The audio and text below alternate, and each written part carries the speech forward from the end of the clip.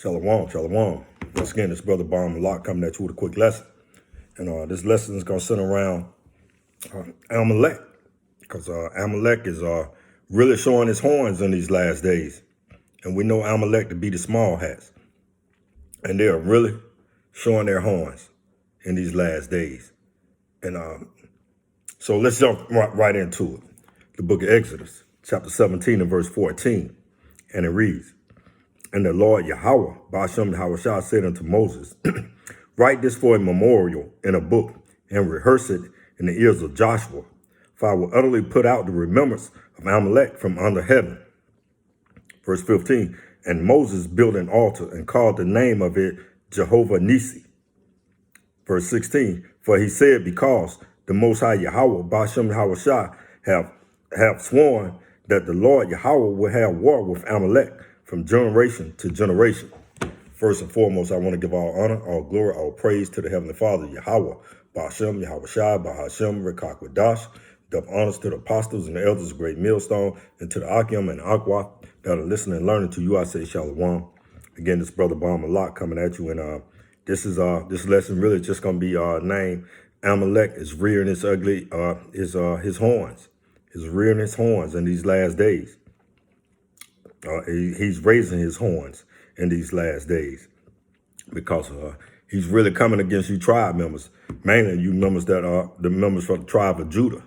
You know, as recently, you know, it's still a hot topic right now with this thing with Ye and Kyrie. And we know that they are both not in the truth, but the Most High Yahweh Ba'ashem Yahushua is using them, you know, to push this gospel, you know, to the four corners of the earth, which has already been pushed, but it's bringing it to the forefront and to the ears and the hearts of you Negro Latinos and Native Americans, just how much power Amalek have over you while you're here in America, Babylon, the great spiritual Egypt, Sodom and Gomorrah. So what you have is that the Most High, you know, Moses built an altar and he called it Jehovah Nissi, you know, and verse 16 again, it said, "For he said, because the Lord Yahweh Ba'ashem Yahushua have sworn that the Lord will have war with Amalek from generation to generation." And we're in the last stage of the generation that this war is going to be raised against Amalek. And we know Amalek is the head family of Esau Edom. And we know that Esau Edom would be the so-called red man on the earth today. And they call themselves white.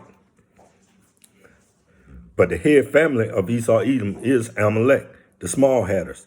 And the small hatters are waging a war against you Negro Latinos and Native Americans. Number one, they hide, you know, it's bringing out the facts that people are bringing out facts, receipts. That's what people are saying, calling it today, receipts. That the small hats had a major role in the transatlantic slave trade. The small hats have a major role. Just a prime example, the CEO of Chase Manhattan Bank told Ye that he can come and take all his money out. Now, over $100 and something million, he told him he didn't want his money. Now, what if all the banks that are operating and owned by Amalek told Ye to come and get his money out? See, and that's that we would go to them for one of all things. Now, he'll go, Ye got $100 and something million at that bank, and that bank said, we don't even want your money. Now, what if all the other banks said the same thing? Because we know they are all under the authority of Amalek, the small hats. See, they had to stop that. They couldn't go no further with that because it really would have been bringing a point home that they do control and own everything here in Babylon the Great. And the Bible said we would go to them for one of all things. Matter of fact, let's just get that. Let's go to the book of Deuteronomy.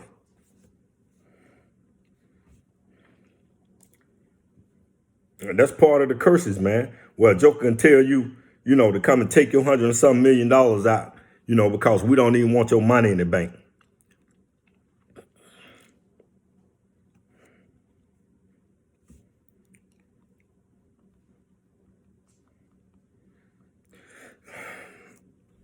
The book of Deuteronomy, chapter 28, verse 48.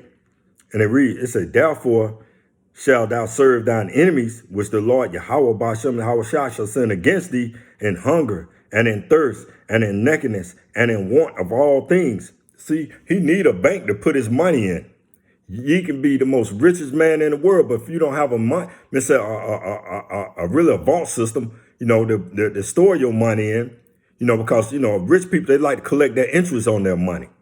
So if all the banks told Ye that he had to take his money out, a prime example before they took, maybe they might tell Kyrie that he need to take his money out of their banks as well. So they'd just be two niggas with money and not getting no return on their money. You know, now we good not to get return on our money because most of us don't have about $1,000, maybe $200, $300 in the bank. We know we're not going to get a return. But when you got excess over 30, 40, 50, $60 million, they get a return on that money. So, and Chase Manhattan told Ye that he can come and get his money out. See, that's we will go to them for want of all things. Again, in hunger and in thirst and in nakedness and in want of all things, he shall put a yoke of iron upon thy neck until he'd have destroyed thee. And right now they got that yoke. They got that a yoke upon Ye and Kanye, Mr. Kyrie neck right now. That's a yoke, man, where they can't even speak. See, they had the physical yoke, they had a spiritual yoke, and now they got a moral yoke that they putting upon Kanye West and Kyrie Irving.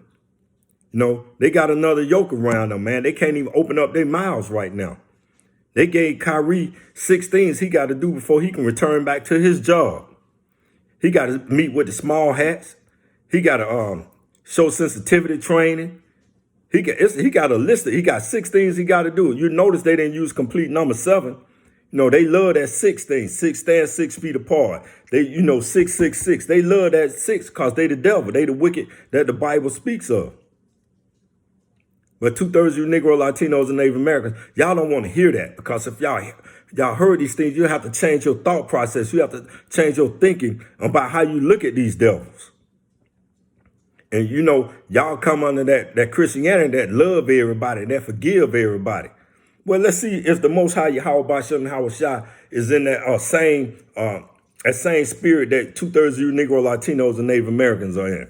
We're going to go to the Zondervan Bible Dictionary. This is the Zondervan Bible Dictionary. It's upside down. I'm going to put it, well, yeah, it's upside down, you know, look coming back on the screen. And we're going to go look at the Edom. We're going to look at the nation of Edom. And first, we're going to learn who Edom is first. And we're going to read all of this. It's a Edom. And this is the Zondervan Bible Dictionary. Edom, the Edomites, the nation and its people who were the descendants of Esau. He founded the country, so his name is equated with Edom. His name is equated with Edom. The country was also called Seir, or Mount Seir, which was the name of the territory in which the Edomites lived. Let's keep reading, man, because this is interesting. The kingdom of the Edomites was founded during the 13th century BC, according to the archaeological evidence. In the process of about 4 centuries, the government of Edom changed from one under tribal chief to a monarchy. Saul fought against the Edomites. Salaki for my, you know, this word is really small. It's a tribal chief and monarchy. Saul fought against the Edomites, but David conquered them and put garrisons throughout the whole land. Judah lost Edom in the reign of Jehoram when she revolted against him about 847 BC. That's 2 Kings 8:20. About 50 years later, Amaziah, king of Judah, inflicted a severe defeat on the Edomites. You know, you got 2 Kings 14:7, and that said at about 735 BC, Rezin, king of Syria, at war with Judah, captured Eloth and drove the Jews out. He talking about he drove Judah, you Negro, Latinos, and Native Americans out. When Jerusalem was destroyed and Judah depopulated by the Babylonians, you know, we went to the Babylonians' captivity. In 586 BC, the Edomites, they are rejoiced over the affliction of the Judeans and began to take over the southern parts of Palestine. Eventually, they penetrated into the far north of Hebron. This action intensified the Jews and the Edomites. You see, because the Most High, because what? Esau got a perpetual hatred towards you Negro, Latinos, and Native Americans, the tribe of Judah. This action intensified an already smoldering hatred between the Jews and the Edomites. See, that's a perpetual hatred between the Jews and the Edomites, man. Amos 1:11 and Obadiah 10:14. Go read the whole book of Obadiah. It said the Assyrians came in contact with Edom in early as the 7th century BC, when her kings began to penetrate as far south as the Palestine. Edom, along with Judah and her other neighbors, paid tribute to the Assyria for many years. She is mentioned many times in the inscriptions of the kings of Assyria, and beginning with with Adad Nahari, the third, 800 BC. And then you got Ashur Benapal, I'm not going to sit up here and say, man, I can pronounce that word right. Continue reading. Edom figures prominently in the prophetic scriptures in the scene of great future judgment. See note, that's Isaiah 34:5, 6, and 63:1. She is the only neighbor of the Israelites who was not given any promise of mercy from the Most High, Yahweh Bashem Yahweh Shah. So Edom is not going to receive any mercy from the Lord, Yahweh Bashem Yahweh Shah. So why are you Negro, Latinos, and Native Americans talking about everybody's going to receive great mercy from the Lord, Yahweh Bashem Yahweh Shah? And it's written in the Zondervan Bible Dictionary that Edom plays a prominent figure, and not receiving any mercy from the Lord upon his return. They're not going to receive any mercy, man. Matter of fact, why? Because look what Amalek and what Edom is doing to you Negro, Latinos, and Native Americans, man. You have to just,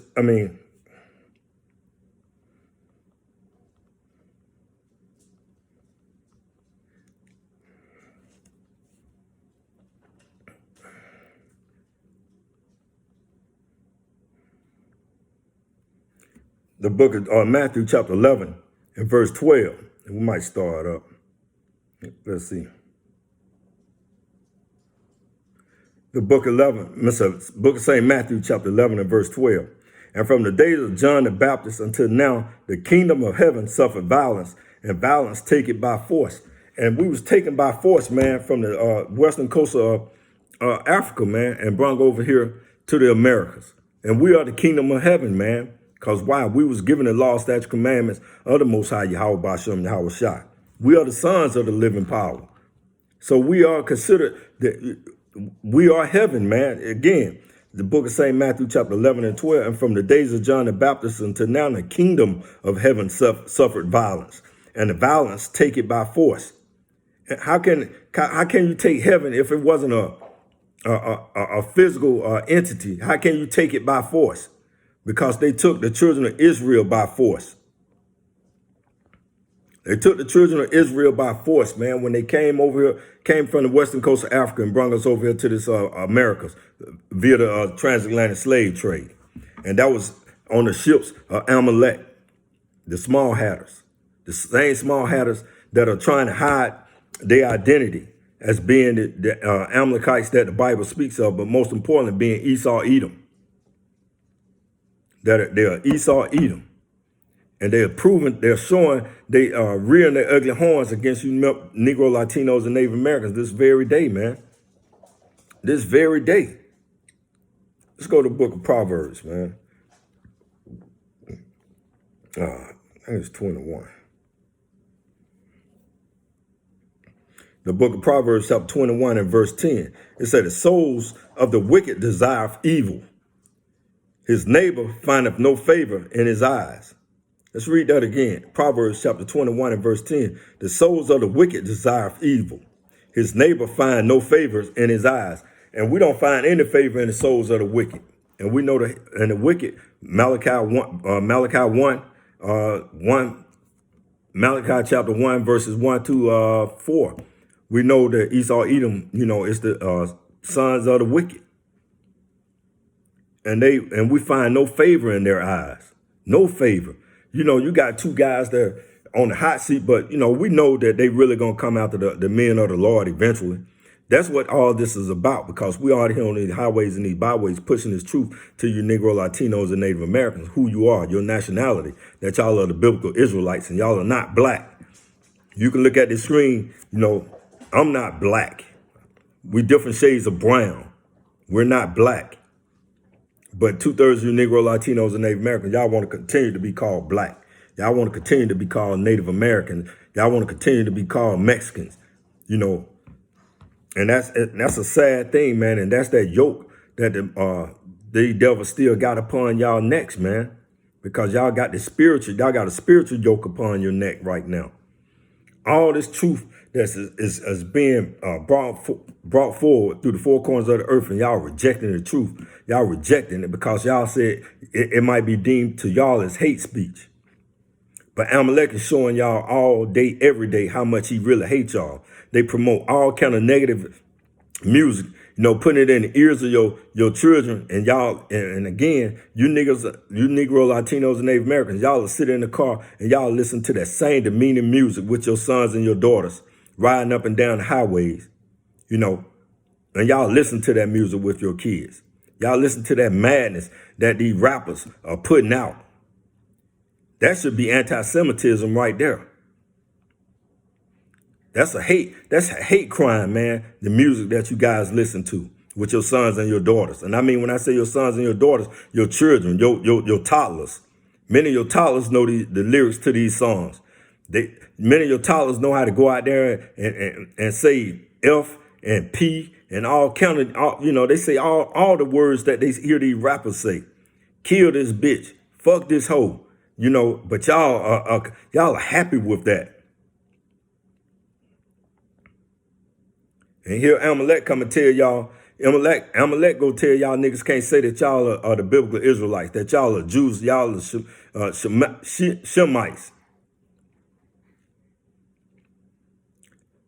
They get mad and then counsel you. It's amazing, man.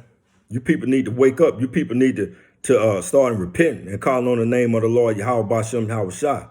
Y'all need to pay attention to these prophecies that are popping off on the face of the earth. These prophecies are waking up, man. The people of the Most High, Yahweh Bashem Yahushua, you Negro, Latinos, and Native Americans are waking. We're waking up all over the place. Not by us, by only through the spirit and power of Yahweh Bashem Yahushua. He put that spirit on you to wake up. You're going to wake up. You're going to come back into your remembrance of the former things of old. But we know 2/3 of the people won't. 2/3 of the people conditioned, for destruction. 2/3 of the people conditioned for wickedness.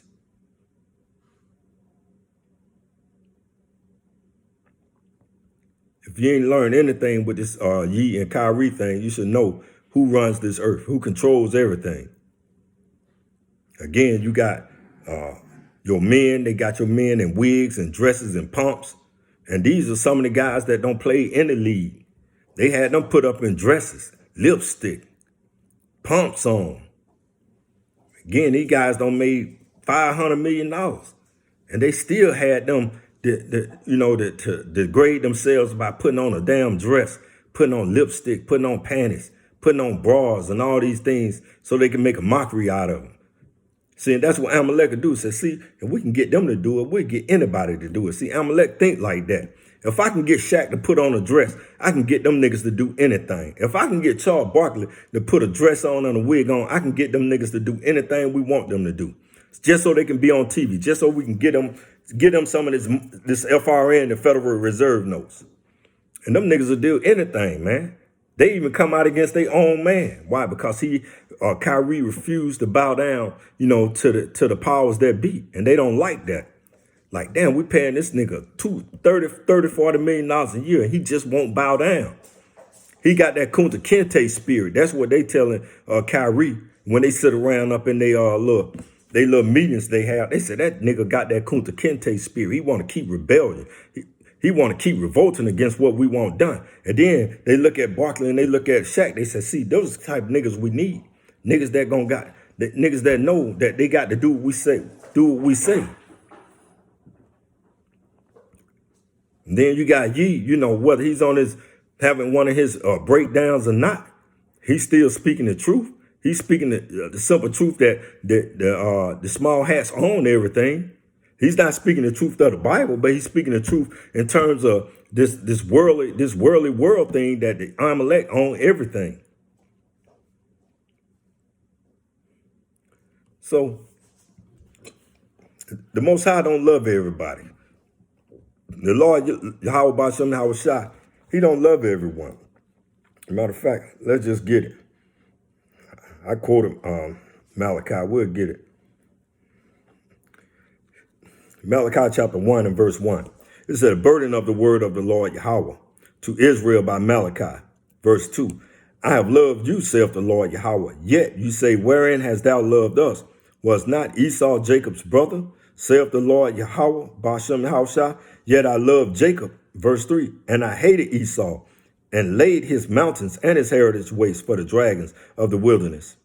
Verse 4. Whereas Edom, Esau is Edom, and Edom is the Edomites, said, whereas Edom said, we are impoverished, but we will return and build the desolate places. And they did return and build the desolate places. After that 1,000 years of bondage. Go to Revelation. But we return and build the desolate places. Thus saith the Lord, Yahweh Ba'Shem Yahweh Shai host. They shall build, but I will throw down. And they shall be called the border of wickedness. Esau is the border. That the people are the border of wickedness, and the people against whom the Lord Yahweh Ba'Shem Yahweh Shai have indignation with forever. He's going to have a forever dislike for Esau Edom. And the head family Amalek. And we know Amalek is Esau Edom as well. It's nothing you Negro Latinos Native Americans can change Bible prophecy, man. We thank the Lord Yahweh Ba'Shem Yahweh Shai that y'all don't have any say on this Bible prophecy. We thank the Lord Yahweh Ba'Shem Yahweh Shai that you Negro Latinos and Native Americans don't have a say in this Bible prophecy being fulfilled. Because the Lord going to hate Esau Edom, and their future judgment is going to be hell. It's changed. This is their future judgment. And everything is coming clearer and clearer daily. The book of Revelation, chapter 13 and verse 9. If any man have an ear, let him hear. Verse 10. He that leadeth into captivity shall go into captivity. He that killeth with the sword must be killed with the sword. Here is the patience and the faith of the saints. They're going to go into captivity. They're going to get, y'all want reparation. 2/3 of Negro Latinos and Native Americans want reparation. This is real reparation right here. This is real reparations. They're going to go into captivity. They're going to be in slavery. And we're going to beat them from sun up to sundown. The same thing they did to our ancestors. You ain't got to like it, but it's the scriptures. So Esau, y'all should be enjoying yourself in these last days. Y'all really should. Y'all should be, y'all should be partying like Prince said, 1999. Because y'all judgment is nigh at hand. Y'all judgment is nigh at hand. So I'm going to close it out there. So in closing, I want to give all honor, all glory, all praise to the Heavenly Father, Yahweh, Ba'Shem, Yahweh Shai, Ba'Hashem, Rakakwadash. Double honors to the apostles and elders of Great Millstone, and to the Akim and the Aquaf listening and learning. To you I say Shalom.